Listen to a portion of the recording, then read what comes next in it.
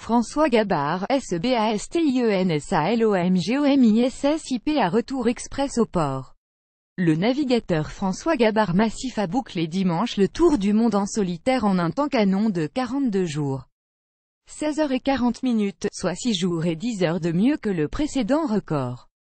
Le marin français de 34 ans, qui tentait le record pour la première fois, a franchi dimanche à 2h45 la ligne virtuelle entre l'île d'Ouessant ouest de la France et le Cap Lizard sud de l'Angleterre pour s'emparer du record détenu depuis un an par Thomas Coville-Sodebo ultime en 49 jours et 3 heures. Le temps a été annoncé dimanche au PC Course de Gabard à Brest par un observateur du bureau d'homologation des records, le WSSRC World Sailing Speed Record Council, sous réserve de vérification des données de la boîte noire, une puce GPS dont est équipé le bateau.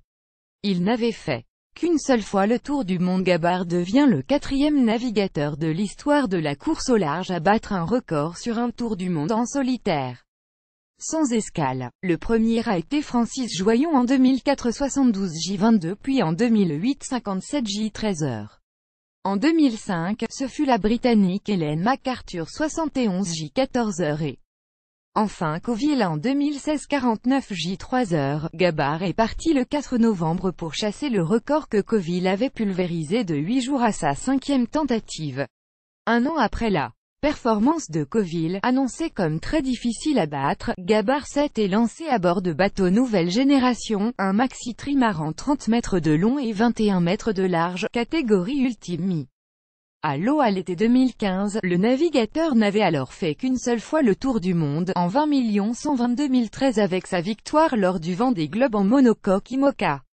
Des moyennes impressionnantes à 35 nœuds 65 km/h durant 6 semaines lors de sa circumnavigation, il a battu le record équateur 30 J 4h45 ainsi que celui de l'océan Pacifique.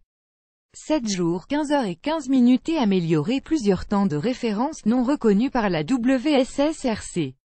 Il a également accroché le record des 24 heures, la plus longue distance parcourue en 24 heures 851 000 soit 1576 km. Le marin, qui a su bénéficier d'une très bonne fenêtre météo au départ pour profiter de conditions exceptionnelles dans le Pacifique, a su également tenir des moyennes de vitesse particulièrement impressionnantes à 35 nœuds 65 km/h durant 6 semaines. Ingénieur de formation, ce stratège qui aurait adoré devenir météorologue a tenu de main de maître sa super machine, peu rompue. À l'art des records, ce père de 2 garçons excelle en compétition avec une victoire en monocoque sur la route du Rhum en 2014 à sa première participation. Il a aussi remporté la Transat Jacques Vabre en 2015 et la Transat anglaise en 2016.